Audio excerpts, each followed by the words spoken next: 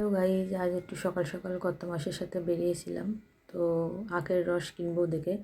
তো এখানে লাইন, তো কী করবো, যথারীতি আমি একটু আখের রস খেলাম, খেয়ে ডাব খুঁজছিলাম, তো ডাব তো দেখলাম না। তা কী করব, তো ঠাকুরের ফুল কেনার জন্য চলে এলাম। তা কি দাম বলে একটা মালার দাম, তা যথারীতি ঠাকুরের ফুল কিনে নিলাম, নিয়ে আসার পথে ডাব পেয়ে গেলাম, তা 4খানা ডাব কিনে নিলাম।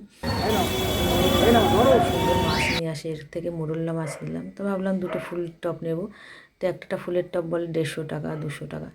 তো যথারীতি মাংসের কাছে চলে এলাম, ছেলের জন্য একটু মাংস নিয়ে নিলাম। তো একটু কই মাছ কেনার ইচ্ছা ছিল, তা কই মাছের দাম বলছে 100 কই মাছের দাম 40 টাকা। তো কর্তামশাই বললো ঠিক আছে, এখান থেকে নিতে হবে না, আমি অন্য বাজার থেকে নিয়ে আসবো।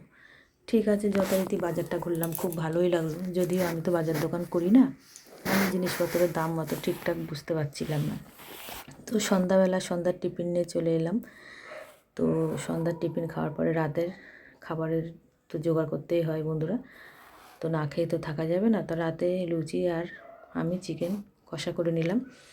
তো বন্ধুরা, আমার এই ভিডিওটা তোমাদের কেমন লাগলো অতি অবশ্যই আমাকে বলবে, আর ভালো লাগলে অতি অবশ্যই লাইক কমেন্ট করবে, পাশে থাকবে, আমাকেও পাশে পাবে। তো দুদিন ছাড়া ছাড়া কমেন্টের তো বোলাক খেয়েই যাচ্ছি, তোমরা কে কেমন আছো।